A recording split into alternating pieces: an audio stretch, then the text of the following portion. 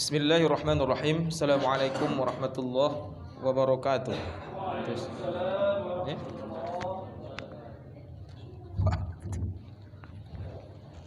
Alhamdulillahi rabbil alamin.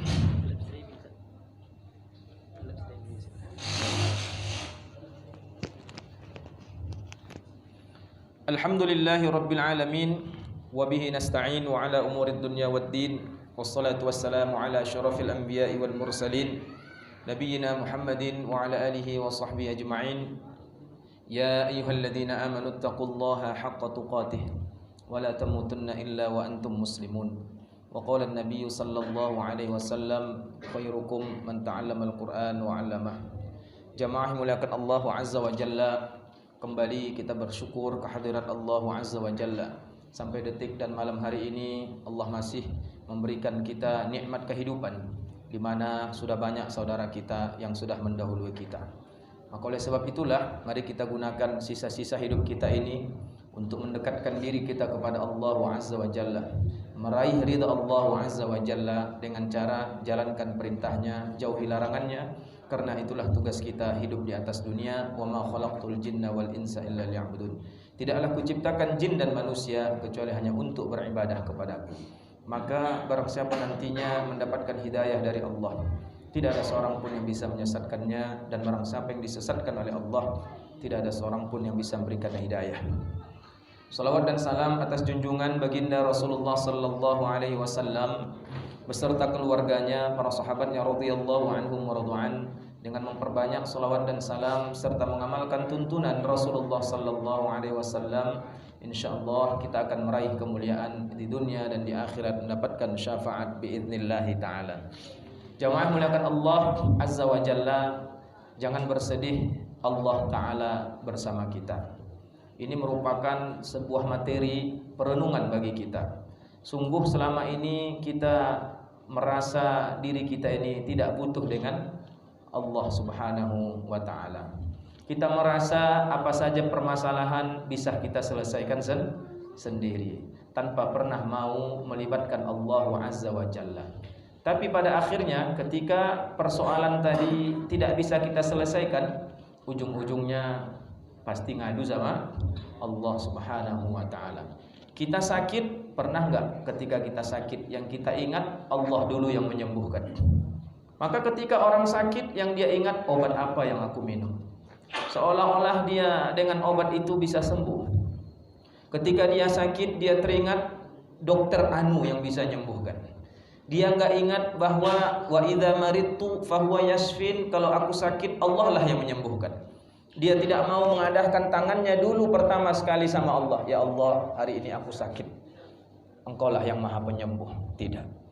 Dia enggak ingat Allah yang menurunkan penyakit, Allah pula yang akan menyembuhkan. Tapi yang dia ingat selain Allah subhanahu wa ta'ala. Dan pada akhirnya berobat ke sana enggak sembuh, berobat ke sini enggak sembuh, berobat ke sana enggak sembuh. Pada akhirnya Allah hanya dijadikan solusi terakhir dalam kehidupannya. Bagaimana Allah mau bersama kita kalau hari-hari kita mengandalkan diri kita seolah-olah kita sudah hebat tanpa pertolongan Allah subhanahu wa ta'ala. Jamaah muliakan Allah azza wa jalla, ketahuilah Allah sangat amat senang ketika kita mengadahkan tangan kita. Sangat amat senang kalau kita selalu meminta kepada Allah subhanahu wa ta'ala. Sampai Rasulullah ketika mau pergi, apa kata Nabi? Astaudi'ukallah alladzi la tadi'u wadana. Aku titipkan engkau kepada Allah, yang mana tidak ada titipan yang sia-sia kalau dititipkan dengan Allah subhanahu wa ta'ala. Ketika kita keluar rumah, kita tinggalkan anak istri kita. Ya Allah, kutitipkan mereka kepadamu ya Allah. Pernah enggak kita titipkan kepada Allah subhanahu wa ta'ala? Ketika kita membeli suatu benda, kita enggak pernah nanya sama Allah subhanahu wa ta'ala. Ya Allah, jika barang ini baik bagiku dan baik untuk agamaku, kuatkan hatiku untuk memilikinya. Tapi jika gara-gara ini nanti ya Allah aku jauh darimu, maka jauhkan dia dari hatiku. Tidak. Kita langsung ketika melihat suatu, langsung kita yakin, mantap. Tapi ketika tatkala sudah kita miliki, di pertengahan jalan kita kecewa dengan barang tadi, lalu pada akhirnya Allah juga yang disalahkan. Jamaah yang memuliakan Allah azza wa jalla, Maka materi ini materi yang sangat penting. Materi yang mana para nabi dan rasul berada di atasnya. Khawatul kiram, muliakan Allah Azza wa Jalla. Oleh sebab itulah, ya, salah satu asmaul husna yang pertama sekali adalah Ar-Rahman. Ya, War-Rahman. Allah yang Maha Pengasih. Karena memang Allah Subhanahu wa taala sangat amat pengasih kepada hambanya. Tatkala kita bersedih, ya, kita bersedih, kita merasa lemah, seolah-olah sudah enggak ada lagi yang bisa menolong kita. Maka Allah berfirman dalam Al-Qur'an surah Ali Imran ayat 139, "Wala tahinu wala tahzanu wa antumul a'launa in kuntum mu'minin." Wahai hambaku, janganlah kamu merasa lemah dan jangan bersedih hati. Sungguh kalian lebih tinggi derajatnya jika kalian orang beriman. Kita punya masalah, kita bersedih, Allah ingatkan jangan sedih, karena kalianlah orang yang paling tinggi, dengan catatan jika kalian beriman. Ya. Kita putus asa dari rahmat Allah. Kita putus asa, setiap apa yang kita lakukan tidak berhasil, kita kecewa. Maka Allah ingatkan kita, la tayasu mir rauhillah. Janganlah kalian putus asa dari rahmat Allah. Artinya masih ada Allah. Meski seluruh dunia tidak ada yang mau menolongmu, datangi pintu Allah Subhanahu wa taala. Ya, bagaimana cara kita datanginya? Wasta'inu bis-sabri was-salah. Bentang sejadah, kita salat, ya, mohon petunjuk kepada Allah Subhanahu wa taala. Kenapa? Karena aqrabu ma yakunul 'abdu min rabbih wa huwa sajid. Seorang hamba dekat dengan Tuhannya ketika kapan? Ketika sujud. Ketika sujud. Sampai disebutkan dalam hadis Rasulullah, ketika ada masalah, maka Nabi akan mengerjakan sholat 2 rakaat. Ketika ada masalah yang penting, maka Nabi akan ngadunya sama Allah Subhanahu wa taala. Jamaah muliakan Allah Azza wa Jalla. Kita merasa takut, ya. Kita merasa takut, Allah sentuh kita. Alla takhafu wala tahzanu. Jangan kalian takut dan jangan kalian bersedih hati. Surah Fussilat ayat 30. Ketika kita terhimpit perekonomian, pencarian semakin sulit, corona melanda, penghasilan ya menurun, PHK di mana-mana, ya. Akhirnya ada janin di dalam perut, tergambar anak ini besar nanti mau gimana, sementara ekonomi sulit, anak yang lain banyak. Ingin rasanya hati ini membunuh anak yang ada dalam kandungan ini. Maka Allah ingatkan kita, wala taqtulu auladakum min imlaq, nahnu narzuqukum wa iyyahum. Jangan kamu bunuh anakmu karena takut tak makan. Kamilah yang memberikan mereka rezeki.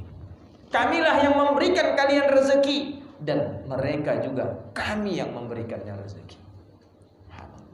Ya, surah Al-An'am. Kemudian jamaah muliakan Allah Azza wa Jalla, sebuah kisah dari Nabi Yunus alaihi salam ketika berdakwah, dakwahnya ditolak oleh kaumnya, ya, oleh kaumnya. Maka timbul rasa marah di dalam hati Nabi Yunus alaihi salam. Akhirnya kalau bahasa kita, bante kamu lah, bah.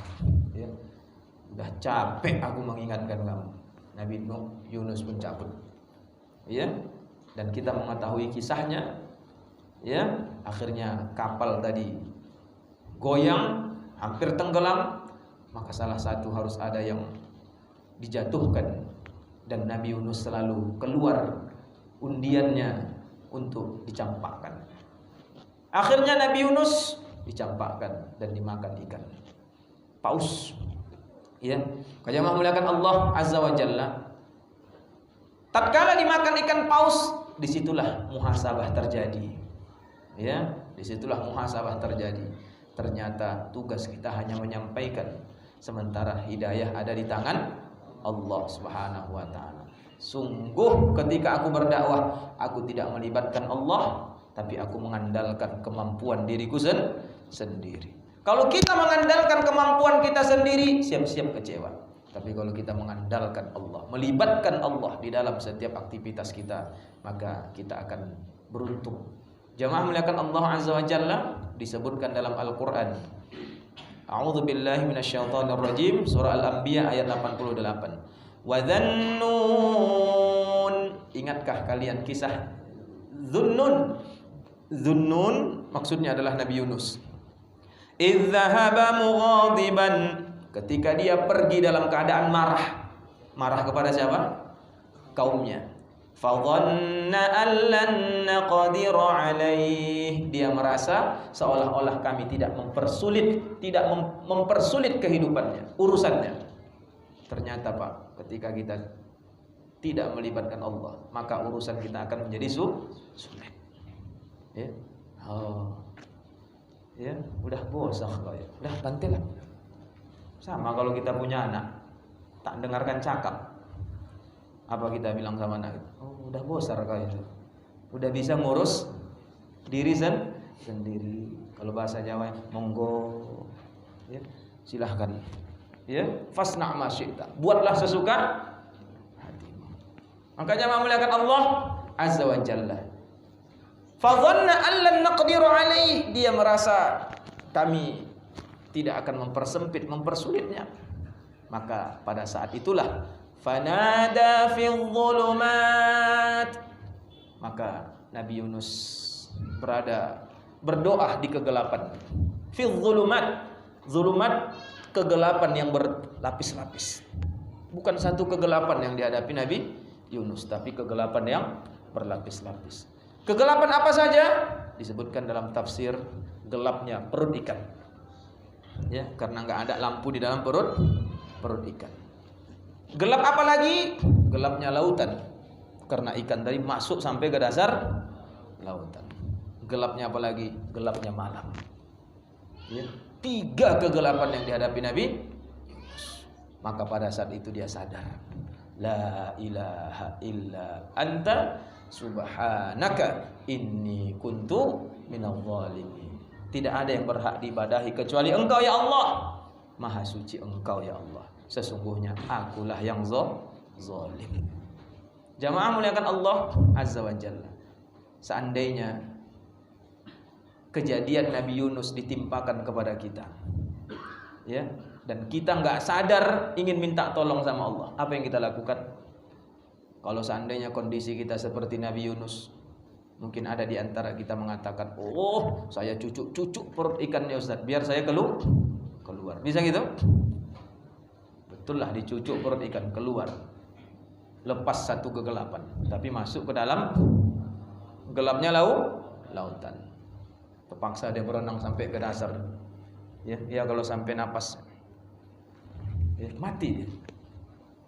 Ya, muliakan Allah Azza wa Jalla. Maka dalam kondisi terjepit kita tidak bisa mengandalkan diri kecuali Allah Subhanahu wa taala.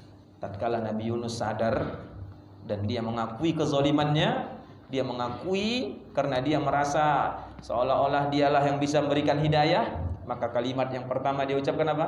La ilaha illa anta. Tidak ada yang berhak diibadahi kecuali Engkau ya Allah. Beda dengan Nabi Adam. Kalau Nabi Adam, kalimat yang pertama dia ucapkan apa? Rabbana zalamna anfusana. Ya Allah, kami zalim kepada diri kami. Kenapa? Karena Nabi Adam tergoda rayuan syaitan, terbujuk dengan hawa nafsunya. Maka Nabi Adam tidak merasa hebat, tidak, tapi karena godaan hawa nafsu tadi, maka Nabi Adam mengatakan Rabbana zalamna.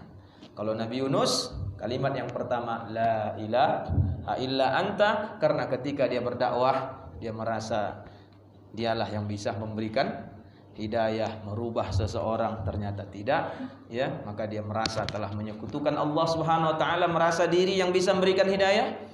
Maka kalimat yang pertama la ilaha illa anta, tidak ada yang berhak diibadahi kecuali Engkau ya Allah, sesungguhnya akulah yang zalim. Tatkala itu terucap, apa kata Allah? Fastajabna lahu wa najjaynahu minal gham. Maka kami kabulkan permohonannya dan kami selamatkan dia dari kesulitan. Wa kadzalika nunjil mu'minin. Begitulah kami menyelamatkan orang-orang beriman. Maka jamaah muliakan Allah Azza wa Jalla. Ya, ini yang harus kita pahami. Baik. Ketika kita paham bahwasanya Allah selalu menyertai kita, maka la tahzan, jangan bersedih, sesungguhnya Allah senantiasa bersama dengan kita. Kalimat ini diucapkan oleh baginda Rasulullah sallallahu alaihi wasallam ketika beliau ditargetkan harus dibunuh. Karena tidak ada satu kekuatan pun yang bisa menghalangi dakwahnya Nabi Muhammad sallallahu alaihi wasallam. Segala macam cara sudah dibuat untuk membungkam dakwah Rasulullah sallallahu alaihi wasallam. Mulai dari soft power, kekuatan yang halus, lembut, dirayu dengan kekayaan, dirayu dengan jabatan. Ya Muhammad, apa yang kau inginkan? Kau mau jadi ketua, kami angkat kau jadi ketua, aman itu. Kau mau wanita, kami cari wanita yang paling cantik. Kau mau kaya, kami kumpulkan kekayaan kami. Kata Nabi, andai matahari letakkan tangan kananku, bulan di tangan kiriku, tak akan ku tinggalkan. Ya, dakwah. Udah cara yang lembut dilakukan. Ya. Cara intimidasi sudah dilakukan. Asal lewat tukang sihir, orang gila, sesat, segala macam label sudah diberikan. Bahkan sampai label teroris pun disebutkan kepada baginda Rasulullah SAW karena dianggap perusak yang memecah belah persatuan kaumnya. Semua sudah dilakukan intimidasi. Ya. Bahkan seluruh kekuatan sudah dikerahkan. Sak paman-paman Nabi Sallallahu Alaihi Wasallam turun tangan, nggak ada yang menghentikan. Maka jalan satu-satunya apa? Harus dibunuh. Ya. Sepakat orang-orang kafir, seluruh kepala suku berkumpul, disusupi oleh iblis yang menyamar jadi kakek-kakek tua, ya, dan iblis ngasih saran, dia ini nggak bisa lagi dibiarkan, harus dibunuh biar selesai semua. Ya, mereka menyangka makar mereka baik, tapi makar Allah lebih baik. Malaikat Jibril menyampaikan, saatnya lah engkau ya Muhammad harus hijrah, karena sahabat-sahabat Nabi sudah hijrah. Lalu di siang harinya diam-diam Rasul mendatangi sahabat Abu Bakar As-Siddiq radhiyallahu anhu. Tepatnya ya pada 26 Safar dan pada malam 27 Safar barulah Nabi sallallahu alaihi wasallam hijrah. Abu Bakar tidak tinggal diam. Aku akan menemanimu ya Rasul. Akhirnya diaturlah siasat menggantikan Rasulullah sallallahu alaihi wasallam adalah Ali bin Abi Thalib radhiyallahu anhu, karena pasti ada mata-mata yang mengintai rumah Rasul sallallahu alaihi wasallam. Asal ditengok, oh masih tidur. Asal ditengok masih tidur. Mereka enggak tahu yang tidur di tempat tidur adalah Ali bin Abi Thalib radhiyallahu anhu. Begitulah siasat ya jagonya Rasulullah sallallahu alaihi wasallam. Ya, maka jamaah muliakan Allah Azza wa Jalla, tanpa mereka sadari Rasulullah sallallahu alaihi wasallam menaburkan debu di kepala mereka sehingga Nabi tidak kelihatan. Wa ja'alna min baini aydihim saddan wa min khalfihim saddan fa aghshaynahum fahum la yubsirun. Kami jadikan penghalang di depan di belakang sehingga mereka tidak ada yang bisa melihat. Dan Nabi hijrah dan bersembunyi di Gua Tsur. Jamaah muliakan Allah, ketika orang-orang kafir sadar ternyata target lolos, karena ketika masuk menggantikan Rasul adalah Ali bin Abi Thalib radhiyallahu anhu. Lalu Ali dipukuli, ditanya, tapi sahabat Ali enggak tahu kemana Rasulullah sallallahu alaihi wasallam. Maka jamaah muliakan Allah Azza wa Jalla, akhirnya ditelusurilah hingga sampai hampir di mulut Gua Tsur. Pada saat itulah sahabat Abu Bakar mengatakan, ya Rasulullah, kalaulah mereka meninjau ke dalam lubang ini, ya pastilah kita akan ketahuan. Ya, pastilah kita akan ketahuan karena guanya kecil. Maka apa yang terjadi? Jamaah muliakan Allah Azza wa Jalla, Allah turunkan Al-Qur'an yang menyebutkan kisah ini. Illa tansuruhu faqad nasarahu Allah idh akhrajahu alladhina kafaru thaniya ithnaini idh huma fil ghar idh yaqulu li sahibihi la tahzan innallaha ma'ana فأنزل الله سكينته عليه وأيده بجنود لم تروها وجعل كلمة الذين كفروا السفلى وكلمة الله هي العليا والله عزيز حكيم. Apa kata Allah? Jikalau kamu tidak menolongnya, maksudnya Muhammad, maka sesungguhnya Allah akan menolongnya. Jamaah muliakan Allah, ini suatu kabar, ya, walaupun ini kisah terjadi di masa Rasulullah masih hidup, tapi ingat, kisah ini masih berlaku kata para ulama sampai hari ini. Kalau kita nggak mau memperjuangkan Islam ini nggak apa-apa, Allah tetap akan menjayakan Islam. Masalahnya kita mau tidak berada di barisan orang yang memperjuangkan Islam, itu aja. Ya. Jadi jangan tanya apa yang akan diberikan Islam kepada kita, tapi tanya diri kita, apa yang bisa aku berikan untuk Islam. Ya. Saya hanya bisa memberikan tempat untuk dakwah, kasih, kita sudah nolong Islam.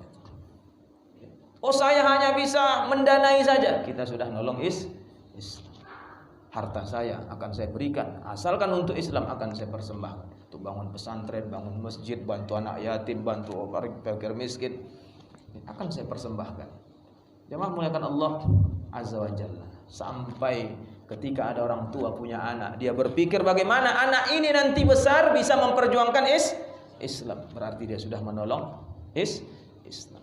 Maka Allah katakan, jika kalian tidak menolong Muhammad, Allah yang akan menolongnya. Ya, Allah akan menolongnya. Betul.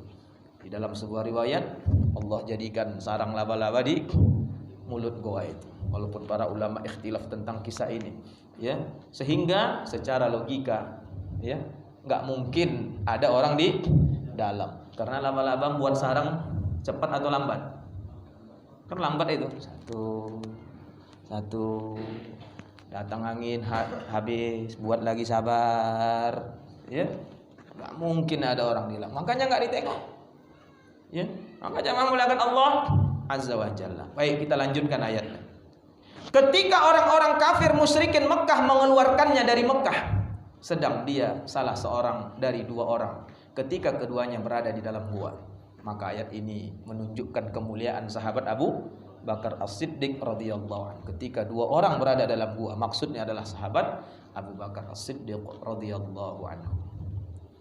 Kemudian di waktu dia berkata kepada temannya, ya, janganlah kamu berduka cita, sesungguhnya Allah bersama kita.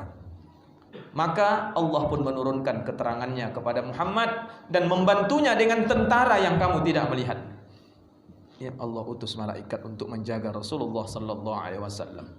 Dan Al-Qur'an menjadikan orang-orang kafir itu rendah, dan kalimat Allah itulah yang tinggi. Allah Maha Perkasa lagi Maha Bijaksana. Surah At-Taubah ayat 40. Maka jamaah muliakan Allah Azza wa Jalla, ayat inilah berawal, ya, la tahzan innallaha ma'ana, jangan kau bersedih, ya, karena sesungguhnya Allah selalu bersama kita. Jamaah muliakan Allah Azza wa Jalla. Syaratnya apa kalau Allah mau bersama kita?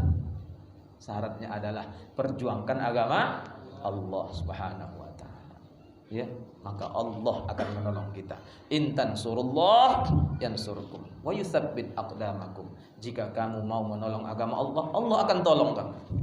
Dan Allah akan teguhkan kakimu, istiqomahkan kamu di jalannya. Jamaah muliakan Allah Azza wa Jalla. Ini yang harus kita pahami. Begitu juga kita lihat kisah Nabi Musa alaihissalam ketika dikejar-kejar oleh Fir'aun. Jadi jangan bayangkan Rabbana atina fid dunya hasanah, ya Allah berikan kami kebahagiaan di dunia. Atau ayat yang kita minta Pak, siratal ladzina an'amta alaihim, ya Allah berikanlah kami jalan seperti jalan orang yang Engkau beri nikmat. Jangan awak bayangkan nikmat tuh punya duit banyak, hidup senang, bisa happy, ibadah tenang, mati masuk surga. Ini mana dapat itu? Ya. Jamaah muliakan Allah Azza wa Jalla. Jalan siapa yang diberikan nikmat? disebutkan dalam Al-Quran jalannya minan nabiyyin, para nabi. Para nabi jalan yang penuh dengan nikmat. Coba bukalah sejarah nabi. Ada yang nikmat seperti yang kita bayangkan? Enggak ada. Nabi Musa dikejar, Nabi Ibrahim dibakar, ya, Nabi apa? Zakaria digergaji, Nabi Yahya disembelih, ya, disembelih. Nabi Isa diangkat Allah, disalib yang mirip dengan dia, ya, alaihi wassalam. Nabi apa? Nabi Nuh 950 tahun dicaci, dimaki, dilempari, ya. Istri-istri, anak istri dan anak beliau pun, ya, anak Nabi Nuh alaihissalam juga mencacinya. Nabi Lut, subhanallah. Cobalah.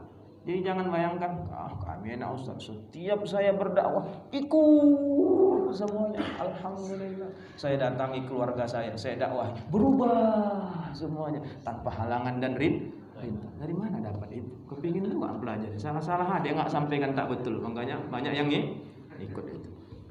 Ya. Bisa jadi yang kita sampaikan bolehnya begini, boleh, apa-apa, penting niat.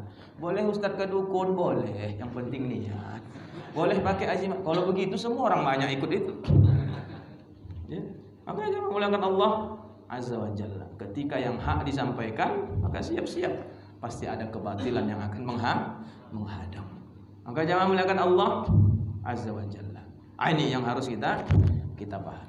Maka ketika Nabi Musa alaihissalam disebutkan dalam Al-Quran surah Asy-Syu'ara, kisahnya panjang sekali, ya, disebutkan sudah hampir berhadap-hadapan ini, ya, karena nggak ada pilihan lagi. Di depan terbentang lautan, di belakang sudah siap tentara untuk membunuh.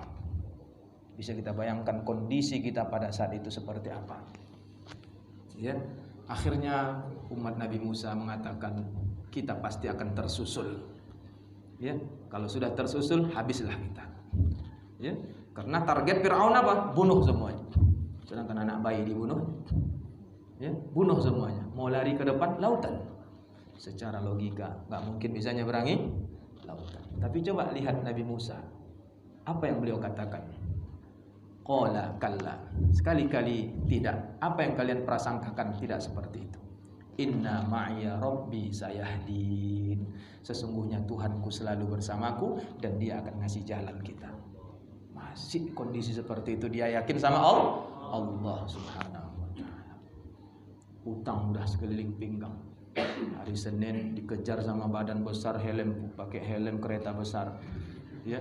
Hari Selasa dikejar sama ibu-ibu bawa tas samping ingin suntilnya, ya. Hari Rabu datang mobil ngejar juga sekeliling pinggang. Apa yang kita lakukan? Ya, inna ma'ya rabbi sayahdin. Ya, aku yakin akan datang pertolongan Allah Subhanahu wa taala. Bentang sejadah, salat awak, ngadu awak sama Allah Subhanahu wa taala. Ya, pulang-pulang suami nampari, mukuli, sehingga seolah-olah tidak ada lagi. Bentang sejadah ngadu. Inna ma'ya rabbi sayahdin. Sesungguhnya Allah bersamaku. Allah akan ngasih jalan kepadaku. Ya. Tapi ketika kita dapat kondisi seperti itu, bukan malah dekat dengan Allah, tapi malah menjauhi Allah. Harus kudatangi nih wak itu ini biar tahu deh. Ya.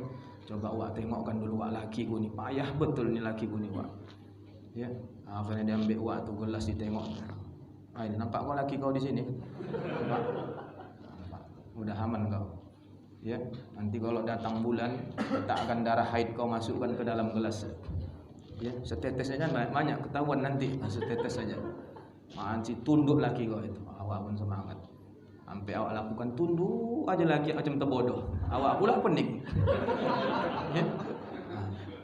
Bang makan bang, makan. Tidur bang, tidur. Gak kerja bang, kerja. Kan bingung juga jadinya. Bukan Allah yang awak datangi. Atau sebaliknya awak gak datang ke wak tuh, awak datangi HP. Ya, upload status. Ya, menyesal. Gak nyangka. Ya. Atau berdoanya di Facebook, ya Allah. Ya. Ya Allah, buat status sambil golek celana pendek, ya Allah katanya. Atau sedang kamar mandi sambil buang air basah, ya Allah. Pikir orang sedang sholat lah dia. Enggak usah. Bentang sejadah ngadu sama Allah Subhanahu wa taala. Kejamaah muliakan Allah Azza wa Jalla. Apa yang terjadi? Betul. Ketika Nabi Musa dan dia arahkan umatnya untuk yakin kepada Allah, masih ada jalan. Perintah, pukulkan tongkat. Kira-kira masuk nggak ke akal? Yang diminta tadi apa? Pertolongan supaya selamat. Disuruh Allah apa? Pukul tongkat. Seharusnya kan kalau awak pakai akal apa? Kirimlah kapal. Ya, kirim kapal. Ya, biar cepat awak selamat. Tapi itulah iman tadi. Apa yang Allah perintahkan? Sami'na wa ata'na. Pukul tongkat. Nabi Musa enggak protes. Kenapa ya Allah, aku minta begini? Kadang awak banyak protes. Ya. Awak tahu pekerjaan awak itu haram. Tapi awak enggak yakin. Inna ma'aya Rabbi, Allah akan bersamaku, Allah akan ngasih jalan. Enggak yakin awak. Awak pakai akal awak. Nanti kalau aku tinggalkan itu, ya, kebutuhanku sebulan sekian. Anakku uang sekolahnya sekian. Uang iniku sekian. Apa makanku nanti? Ini juga lah aku pertahankan pekerjaan yang haram nih. Gak yakin awak sama Allah Subhanahu wa ta'ala. Ya, bisa jadi ketika kita tinggalkan itu karena Allah, seketika Allah kasih solusi. Jamaah muliakan Allah Azza wa Jalla. Disinilah letak iman tadi. Disinilah letak iman tadi. Ya, gak ada logika pukul tongkat. Tapi ternyata di balik tongkat itu Allah kasih kehebatan. Laut bisa terbelah. Barulah mereka sadar, oh ini pertolongan Allah Subhanahu wa ta'ala. Bisa jadi ketika kita meninggalkan sesuatu yang dilarang oleh Allah, ternyata di balik itu, oh ini rupanya rahasia kenapa aku harus meninggalkan yang haram ini. Jemaah muliakan Allah Azza wa Jalla. Saya dapati beberapa orang curhat, betul Ustaz, ketika saya melakukan pekerjaan yang haram itu, memang duit banyak dapat Ustaz, tapi ada saja hidup nggak tenang. Ya, setiap minggu anak masuk rumah sakit, istri sakit, ya, mobil kadang tabrakan, hilang ini segala macam. Duit yang saya dapat habis seketika Ustaz. Akhirnya saya tekad buat saya tinggalkan. Sekarang saya jualan kain Ustaz, dipajak-pajak. Alhamdulillah saya jualan kain walaupun dapat untungnya sedikit, tenang hidup saya. Anak nggak sakit lagi, istri alhamdulillah jadi penurut, anak-anak jadi penurut, mudah untuk sholat. Ternyata kebahagiaan itu tidak selalu dinilai dengan bahagia di hari. Jemaah muliakan Allah Azza wa Jalla. Alhamdulillah sekarang usahanya makin berkembang. Oh, itu ternyata rahasianya. Jemaah muliakan Allah Azza wa Jalla. Sering sekali kita minta tolong sama Allah, tidak yakin bahwasanya Allah hanya mengatakan kun fayakun, selesai bisa. Tapi kita enggak yakin dengan kun fayakun Allah Subhanahu wa ta'ala. Ya Allah, aku mau naik haji ya Allah. Ya Allah, aku kepinginlah mau umroh ya Allah. Mulut awak, tapi akal awak mengatakan, gimana caranya ya, duitku pun segini. Awak minta sama pemilik langit dan bumi, ini kan melecehkan Allah. Kau minta sama aku, tapi kau ragu pula sama aku. Jemaah muliakan Allah Azza wa Jalla. Kalau kita punya anak, ya, awak mau beli sepeda, gak langsung kita kabulkan itu. Ya, kita lihat serius, untuk apa sepeda itu? Awak mau olahraga, untuk awak bawa sekolah, masih awak tengok itu. Ternyata setiap hari awak tengok anak awak menceleng duit 1.000. Awak kasih jajan 2.000, jajannya 1.000, celengannya 1.000. Awak tanya, apa itu nak? Ini ya celengan awak. Untuk apa? Mau beli sepeda. Kira-kira kita selaku orang tua, periksa berapa? 3. Udah biar saya tambahin. Yes. Terkadang kita hanya bisa minta. Ya, minta sama Allah, tapi Allah enggak melihat keseriusan. Kau mau umroh, ke masjid pun kau jarang. Kau mau datangi rumahku, sholat pun subuh kau lewat. Kau mau mengunjungi rumahku, mana usahamu? Keluar pun dari rumah kau masih nggak nutup aurat. Bagaimana engkau mau kupanggil ke rumah? Banyak orang mau jalan pintas ke sana pakai duit haram. Disebutkan dalam hadis ketika orang tadi mengatakan labbaik Allahumma labbaik, ya Allah kami penuhi panggilanmu. Apa kata malaikat? La labbaik wala sa'daik, tidak ada panggilan untukmu, tidak ada kebahagiaan bagimu. Kenapa? Karena kau datang ke rumah Allah dengan duit haram. Jamaah muliakan Allah azza wa jalla. Jadi ya kita minta sama Allah, ya Allah hutangku 1 miliar ya Allah. Engkaulah tempatku mengadu, tempat aku minta tolong. Tapi ketika kita ucapkan, akal kita macam mana caranya? Gak usah pikirkan lagi gimana caranya. Ya, Allah akan kun fayakun. Bisa jadi sesudah kita berdoa bunyi telepon. Itu yang di samping itu tanah Bapak ya. Iya Pak, kami dari perusahaan ini mau buat tower, kami sewa. Bisa jadi. Maka jangan melakukan Allah azza wa jalla. Bisa jadi ada orang mau bayari ini, mau bayari itu. Dan ini tidak sulit bagi Allah. Kun jadi. Tinggal masalahnya sejauh mana kekuatan kita minta sama Allah Subhanahu wa taala. Kadang kita minta mulut saja. Ya, tidak dipenuhi dengan keyakinan. Rabbana atina fid dunya hasanah wa fil akhirati hasanah wa qina azabannar. Rabbana Bapak mau mendatangi orang kaya, orang paling kaya di perdagangan ini, yang dia terkenal murah hati menolong orang. Tapi model Bapak datang ke sana seperti itu. Kira dikabulkan enggak itu? Waalaikumsalam Pak, tolong aku Pak, aku ini mau rumah sewa, aku udah masuk ini, anak aku pun mau sekolah. Tolong Pak ya, saya mau cepat ini, mau apa ini? Mau ngapain? Ya? Cabut kok. Disuruh-usir pula Pak. Heran juga, kok tanpa tak kabul-kabul doa gue. Itulah modelnya. Datanglah. Ya, seperti doanya Nabi Zakaria. Ya, kalau kita susah nangis, pura-pura nangis, sedih-sedih. Ya Allah, dengan suara yang sendu-sendu seperti itu akan menetes kita. Kenapa? Karena kata Nabi, Allah malu Pak, ketika ada hamba mengadahkan kedua tangannya kembali dalam keadaan hamba. Malu Allah untuk tidak mengabulkannya. Tapi dengan penuh keyakinan dan hati, hadirkan hati, bukan mulut saja. Ya, kita punya anak-anak, kita minta jajan.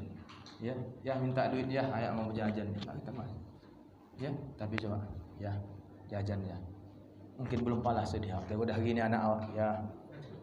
Wah, boleh. Hanyalah anak gue. Malu pula.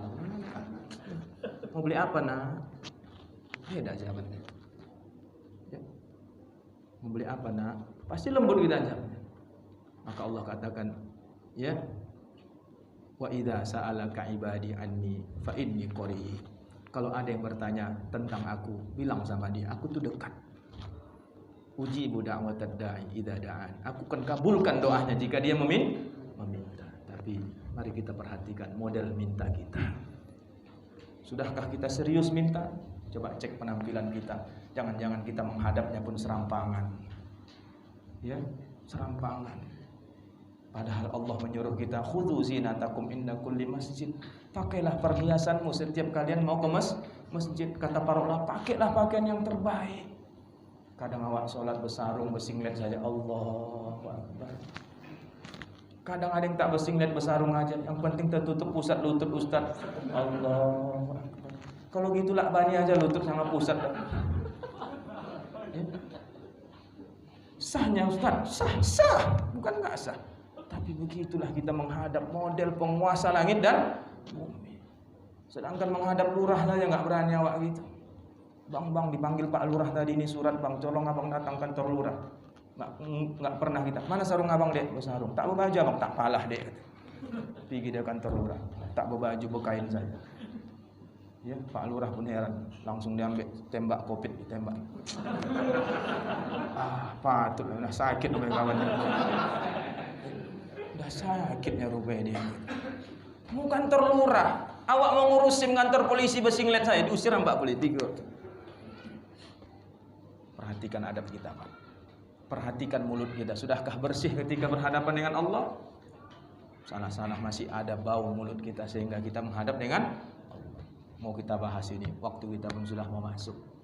Ya, kesimpulannya adalah ya, jangan bersedih, sesungguhnya Allah bersama kita. Tapi jangan lupa adab-adab kita kepada Allah Subhanahu wa taala harus kita perhatikan. Mudah-mudahan bermanfaat. Ya, semoga Allah Subhanahu wa taala mematikan kita dalam keadaan husnul khatimah. Subhanakallah bihamdika asyhadu an la ilaha illa anta astaghfiruka wa atubu ilaik. Assalamualaikum warahmatullahi wabarakatuh.